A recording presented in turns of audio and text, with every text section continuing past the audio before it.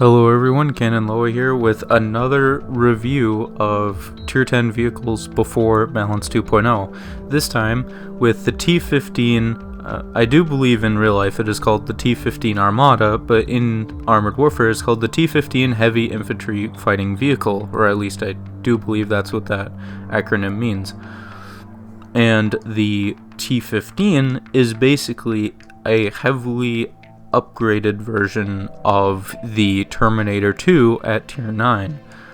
At Tier 10, it gets enhanced armor, it gets a better autocannon, and enhanced rockets, of course. So I feel like it's pretty much a just overall improvement. Before I get too much into it, I would like, since I am still in the preview screen, to point out the weak points of this vehicle. You can shoot these hatches right here, or these viewports, and do full damage, and the grating right here above the engine deals critical damage, so you'll do bonus damage if you hit this grated area if you have if you are up from a T-15 tank. So, since I got that out of the way, let's look at the stats of the T-15. It is in the end of the Shishkin line, of course, below the Terminators. However, you can unlock the T-15 from any Tier 9 vehicle using its token.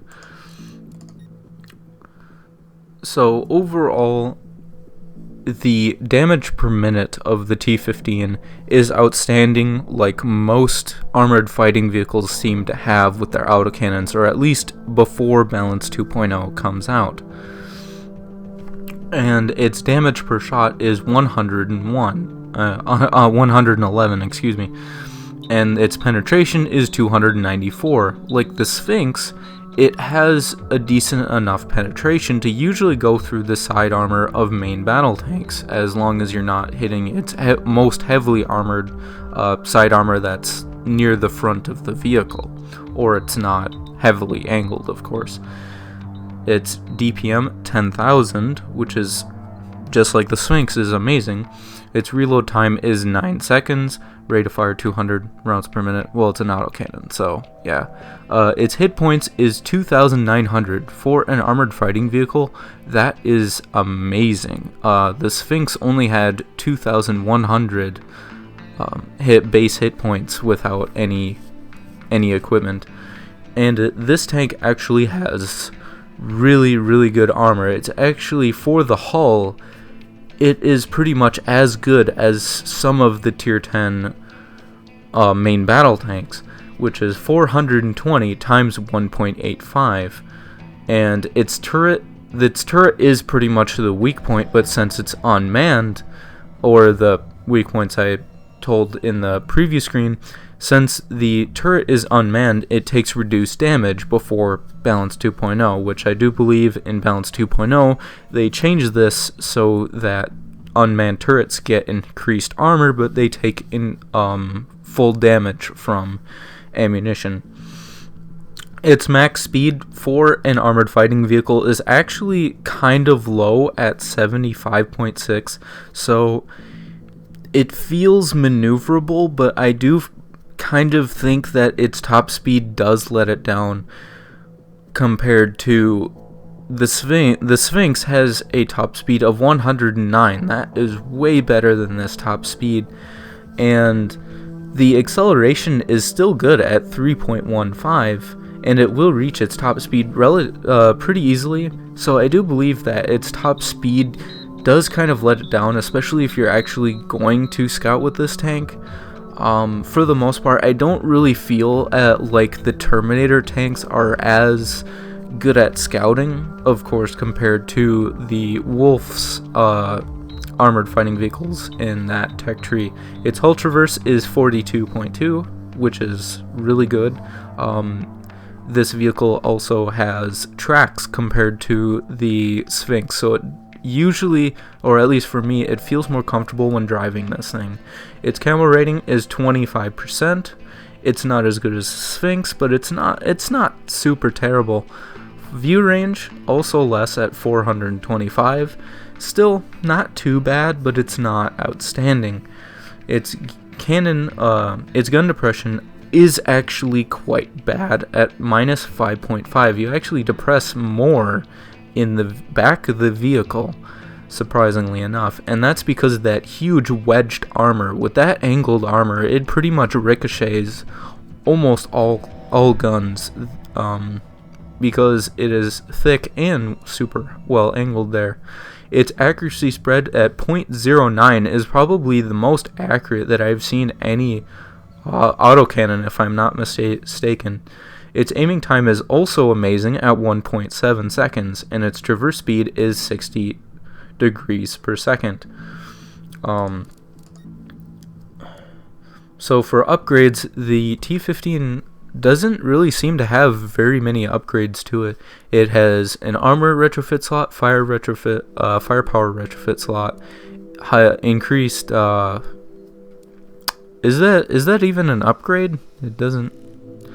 I'm not exactly sure if that's even an upgrade, but an upgraded high explosive rocket and an upgraded high explosive anti-tank rocket as well. And the really interesting and unique thing about the Terminator class of tanks and the T-15 here is that the rockets, you have 4 rockets and a clip in a magazine, and between each rocket you have to wait 4 seconds, but you have 4 rockets in total, and each one for the T-15 does almost 1,000 average damage with 1,474 penetration. That is possibly the best. Well, I know it is probably the best rockets in the game, and it can pretty much even contest some main battle tank armor from the front with that huge amount of penetration. And currently, before Balance 2.0, most main battle tanks, or at least higher tiers, have huge modifiers against shaped charge ammunition, which heat rockets do go under that category. The long reload is 15 seconds, so you don't even have to wait very long before you get all 4 rockets back, and you can be, of course, shooting your autocannon while you're waiting for the reload. It's not bad at all. Mobility retrofit slot, smoke grenades to conceal yourself. Well, it's not as important to be concealed, I think, in the T-15 compared to the SPHINX, because you actually have pretty good armor.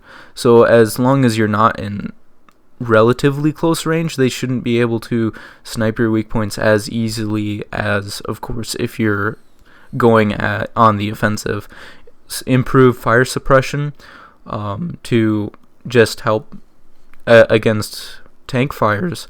Improved autoloader that increases your salvo reload by 5%, because apparently that's 9 seconds is not fast enough, and 15 seconds for 1,000 damage rockets is not fast enough to reload, I guess. And the SPHINX tank, just like the SPHINX tank, the T-15 is not in my garage, so in order to get a feel for it, I will have to test drive it.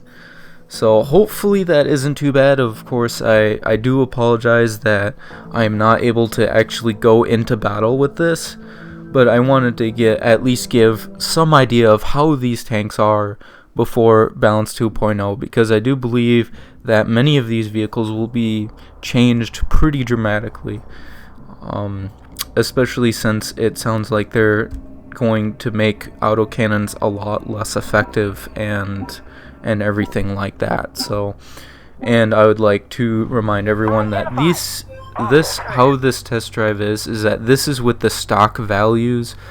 There's no upgrades on it, no retrofits on it, and all that good stuff.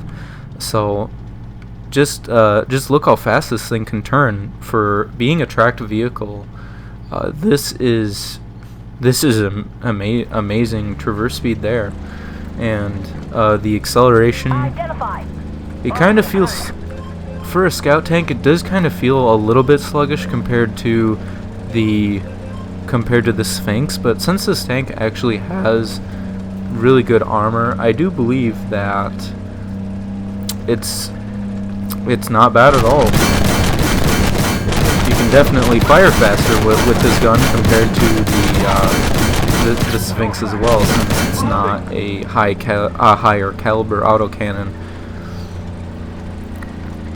I forgot to really look at the caliber up front, but just look at this gun go. If you can flank an opponent, you can really get them in a tough spot there.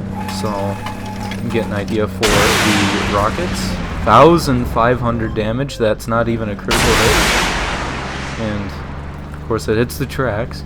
Gotta have at least one of those, and bam, 1,252 with a critical hit.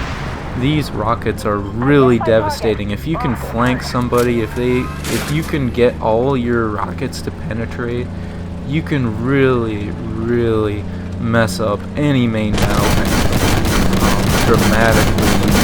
Pretty much one clip down, as long as they don't have a active protection system, which I think most of them do, but I'm pretty sure the Challenger 2 ATDU does not have that.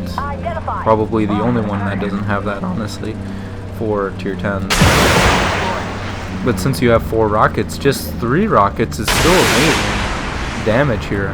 1,000 damage. I mean, you can't complain much about that, right? Identified. And I forgot to say in the garage what the armor values are with the modifier. I forgot to kind of look that up. The hull armor being 420, I do believe it was, times 1.85.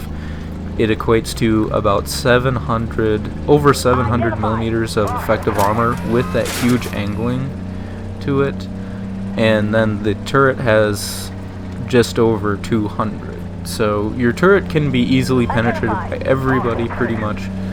However, I did mention that unmanned turrets like this one do not take full damage. And here is an idea of the gun depression. It seems to be okay on the back of the turret, on the back of the tank, excuse me. On the front of the vehicle, the huge wedge shape seems to just ruin your gun depression, so you can't really go over hills and snipe people like you can with the SPHINX. The SPHINX with its 16 degrees of gun depression definitely has the edge there, but I do believe the T-15 has just that superb damage output with its rocket potential. Its autocannon, since it has a higher rate of fire, does feel more comfortable to shoot for me as well compared to the slower firing 40mm cannon that the SPHINX does. So I do believe that the T-15, it is a really good, just a really good flanking vehicle if you can get those rockets off. And kind of, I don't know if saying a support tank is quite the right term, but it can definitely surprise opponents. So the T-15, I do believe, is a really strong tier 10. And I'm just gonna see here. It looks like you actually do have a chance at penetrating main battle tanks from the front with these rockets here, even with their huge modifier to keep ammunition. So it's about a 50-50 against a tier 9 and maybe some tier 10 main battle tanks when you're not even shooting at weak spots. Of course, shooting at weak spots is ideal, and you're probably going to penetrate every time if they don't activate their APS doesn't activate, or it only activates for the first shot there. So I think this is everything that I wanted to mention of the T-15. I can't really think of anything else. There are currently only 2 armored fighting vehicle tier 10s, I think, in the game, which is this tank and the SPHINX. And the SPHINX seems to be better at actually actively scouting, but the T-15 definitely has the edge on damage output there. So Hopefully this was useful to you, or maybe nostalgic in some way if you don't like the Balance 2.0 changes, or it just had a different feel before Balance 2.0.